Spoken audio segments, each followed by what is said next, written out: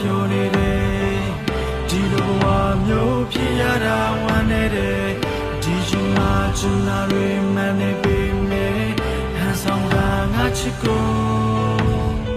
ကြည်ပါစေဒီဝေမျိုးရင်နာရမခံနိုင်လို့တန်တရားမှလူမှန်ရင်တူတူတန်တန်ချစ်ကိုသာပေးပါ